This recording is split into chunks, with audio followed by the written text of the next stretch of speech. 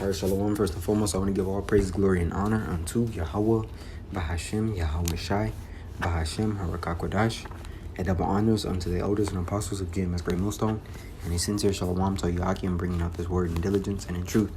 And Lord willing, this lesson is going to highlight, the wickedness of the tribe of Levi, as well as touching in on the so-called Haitian Revolution, right? Because we understand that Levi were the priest, but now under the order of Melchizedek, all the tribes, are now part of the priesthood, right? But let's get into it. I want to first start in the book of Genesis 49, right? It's Genesis 49:5. It says Simeon and Levi, and that's so-called Dominicans, Simeon. They're on that island together, right? And in between that island, they literally hate each other. So that shows that the curses are activated still, and that we are the chosen people, man. You so-called Negroes, Latinos, and Native Americans. Because here it is, they share this landmass. And in the middle of this landmass, they have two different time zones. As once you cross over into the DR, it's a different time zone versus once you cross over into Haiti, man. And there you have instruments of cruelty in their hands or in their habitations. And let's go into this, because it's speaking of the witchcraft that they both perform, right? Instruments of cruelty. It says, let's see. It says to be physically wrong, to treat violently. Let's see. It says to tear oneself with violence. Let's see if it has any more. To oppress, to injure, right? Because that's the hatred between both Simeon and Levi over there. They literally, they're enemies, man. Right? Let's see if it's any more. Oops. Instruments.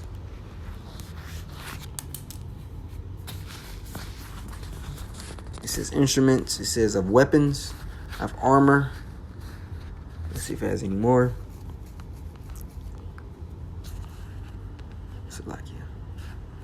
It says, let's see.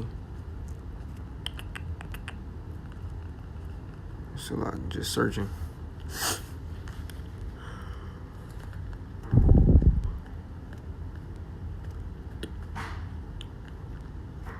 It says the deceiver, his instruments are evil, the devices which he uses to carry out his plans, instruments of indignation, arms, weapons, right? But it means the witchcraft. It says instruments of cruelty. Let me go here and see if it's any more in this Hebrews Chaldees lexicon. That which is gained by violence and wrong. It says injurious. Let's see. The wrong done to me. Violence, and we're gonna get into what happened during that Haitian Revolution, because Jake just praises the inhabitants of Haiti as if they won by just pure will or by a rightful way, which in truth they won by literally bringing forth witchcraft, or what you would call voodoo, man. And we understand both the left hand and the right hand are real. Even when we go back into the time of Exodus, when Yahweh Shai brought forth those plagues on the land of Egypt, the 10 plagues, it told us, the scriptures tell us, that Pharaoh's magi were able to duplicate, quote unquote, on the left hand side, some of these plagues. But other plagues, they weren't able to turn them away. So that right there, the scriptures let us know that the left side power is real, man. Even when you look at when Saul banished all the witches out of the land, but then the account of him later and going into the witch of Endor to conjure up the spirit of Saul, man. Right? So the scriptures tell you of these things, man. So I'm going to read again. It says, Simeon and Levi are brethren, instruments of cruelty are in their habitations. Right? And that goes into that witchcraft right there. Now, I want to get into also some history. Right?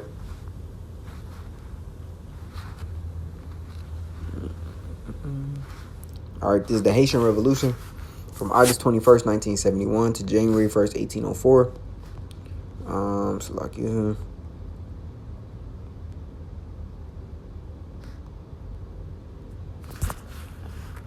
right? It says the Haitian Revolution has often been described as the largest and most successful slave rebellion in the Western Hemisphere. Enslaved people initiated the rebellion in 1791, and by 1803 they had succeeding in ending not just slavery but French control over the colony. Now that's partially true, and I say partially true because they won the battle, so to speak, right? But what do Jake over there speak?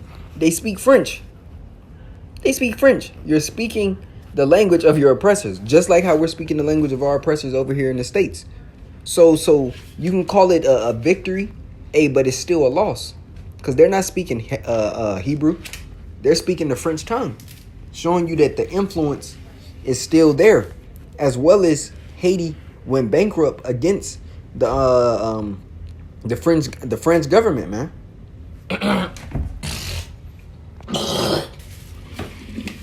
Now, Jake likes to big or one up them by saying, "Oh yeah, they won." Hey, well, Haiti is now seen as a so-called sovereign country or sovereign nation, right? But they're poor because you have all these what you call it. You don't have really any countries dealing with them in terms of imports and exports, right? So it says, but French control over the colony, and that's good for them, man, because they're over there practicing their witchcraft heavy. So Yahweh Shemel Shai is messing them up as well as the curses being on us. It says the Haitian Revolution, however, was much more complex, consisting of several revolutions. Let's keep going. This is in the 18th century. Saint Domingue, as Haiti was then known, had become France's wealthiest overseas colony, generating more revenue for France than all 13 North American colonies for Britain. This wealth came largely because of the island's production of sugar, coffee, indigo, and cotton, generated by an enslaved labor force. When the French Revolution broke out in 1789, there were 5 distinct sets of interest groups in the colony. There were white planters who owned the plantations and the slaves, and petit blancs, who were artisans, shopkeepers, and teachers. Some of them also owned a few slaves. I'm pretty sure it wasn't a few. You know how Esau tries to downplay it.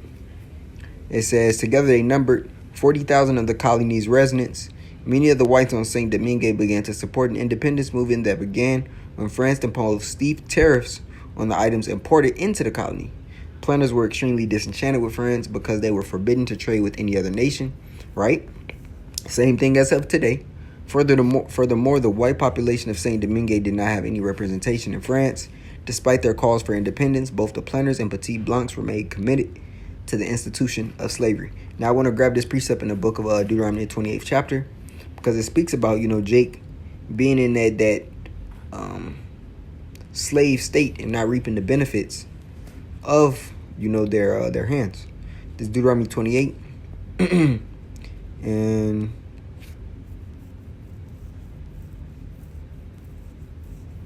it's lucky. 38. It says, thou shalt carry much seed out into the field, and thou shalt gather but little in, for the locust shall consume it. Thou shalt plant vineyards and dress them, but shalt neither drink of the wine nor gather the grapes, for the worm shall eat them. Right? So, this happened, multiple times, throughout history, man. Jake, basically being the tail, E being the head, or another nation being the head.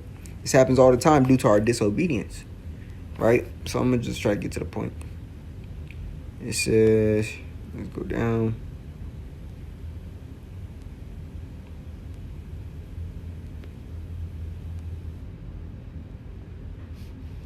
Right, Toussaint overture, the overture. Said enslaved will act first, rebelling against the planters on August 21st. By 1792, they controlled a third of the island. Right now, you see, it says August 21st, 1791. Now, I'm gonna show, Lord willing, through the Spirit, that voodoo and witchcraft was used in order to win this war. Right. So I got another site here. Right, and this is from. Let me go down. Haiti underwent. Okay. Marine Corps University Press. Stability or disruption, the U.S. Marine occupation and the voodoo trials in Haiti, 1926 to 30. But I'm going to jump down to the point. It's a lot to read here, but I skimmed through majority of this whole first section up to basically the part I'm reading here. Haiti underwent a major shift in 1789, right? It just shows you that's the beginning or the precursor to what? The Haitian Revolution, right? It's 2 years before it. But so let's read what Jake was getting into before the revolution happened.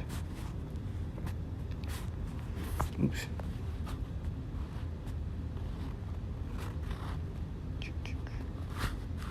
Okay, here we go. It says Haiti underwent a major shift in 1789. Waves of bloody revolutions in France sent tremors throughout the French colonies. Meanwhile, Haiti's already unstable society fractured along class. Right, and it talked about that basically-sided class system in which, Jake and then Esau was broken up into. It says class, racial, political, religious, and occupational fault lines. The Declaration of the Rights of Man and the Citizen roused free black and mixed-race Haitians to assert claims of equality with certain citizens regardless of race. Although these two groups represented a small fraction of the Haitian population, they owned much of the land and most of the slaves, right? So these was tares, these was Edomites, which are tares, right? They could look like Jake. They called them mulattoes in the other texts, but these were men or slave masters who had seized the Israelite women. The Levite women over there had babies with them and brought forth seeds. But it says, and those are the tares. The scriptures say the parable of the wheats and the tares.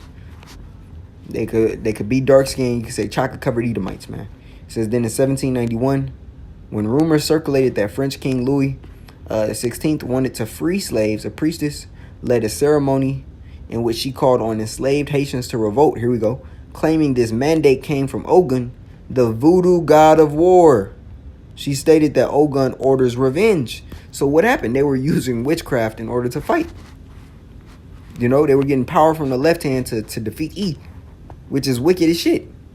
It says he will direct our hands, he will aid us. Hey, when our power is on the right-hand side, Yahweh Shai. It says, then she added that slaves should listen to the voice of liberty that speaks in the heart of us all. So right there shows you, right? I'm going to jump down here. It says, in recent years, scholars have noted a connection between practicing religious beliefs and fomenting political action. Religion professor observes that the voodoo's rituals provided the spirit of kinship. They say kinship, but it was really darkness that fueled Jake. Revolts against their masters. Elsewhere, black studies scholar argues that voodoo provided a unifying force and a catalyst for the revolutionary accomplishments for which Haiti is known, right? And they look at it as a good thing. Well, let's get what the scriptures say about this, because this is pure wickedness. Regardless of how they try to flip it and try to basically credit Haiti with winning. Look at where them niggas is at now, man. Hey, for the wickedness that they're doing, and they're supposed to be the priest, or we're supposed to be the priest of the nation of Israel. Hey, they're the heaviest in witchcraft, man. It's Exodus 18 and 21. It's like it. Oops, it's Exodus 22. It's Exodus 18. Oops. It was 22. So lucky. Exodus 22 and 18. It says, "Thou shalt not suffer a witch to live." It's plain, It's short and to the point. Thou shalt not suffer a witch to live. And that's exactly that's a law, man. Because the scripture goes into soothsayers, daily prognosticators, stargazers, which are all, basically people that's conjuring up spirits on the left hand side, man. So let's go to this in 1 Samuel 15. And it's like it, nah. I'll read it because it's still rebellion, and to be rebellious is to be adverse unto what Yahweh Shai set forth as truth. And so that it was like a witchcraft double. It says 1 Samuel 15 and 23, for rebellion is as the sin of witchcraft, and stubbornness is as iniquity and idolatry. So Jake was not only worshiping an idol by saying they believed in somebody named Ogun, a deity or idol, but that's fully within witchcraft, and it's rebellion against Yahweh Shai for dealing with the powers on the left hand side, right? It says, and stubbornness is iniquity and idolatry, because thou hast rejected the word of the Lord, he hath also rejected thee from being king. And that's speaking unto Saul. But nevertheless, it applies unto the Haitians, man, right? So they end up winning that war. But ultimately, Yahweh Shai had them in a trick bag because they're losing. Haiti is a very poor land. It's a sovereign land that really doesn't depend on any country for imports and exports. So it's not gaining economically. It's not gaining agriculturally. Hey, the people over there are fighting. You have gang controlling the land. You have witchcraft that's heavy, right? Hey, Yahweh Shem Shai sent forth that earthquake over there to destroy the wickedness in which Jake was doing. And niggas still continue to do witchcraft. And you see the traces of this in all the tribes. All the tribes work on, with left-hand powers, man. It's not just Haiti. Judah do it, and the rest of the 12 as well. Right? The Northern Kingdom do it with they Santeria. But I just want to bring forth some history on what actually happened in that Haitian Revolution, showing you that witchcraft was prevalent, was on the forefront of them winning that battle. And they prided as the first quote-unquote black republic. Hey, but to what avail? Your people are in shambles. Levi's over there hurt, man. And this is what happens when we remain disobedient unto the will of Yahweh Shem Shai. And you get into these positions, man. And so, Lord willing, this lesson was edifying unto the body.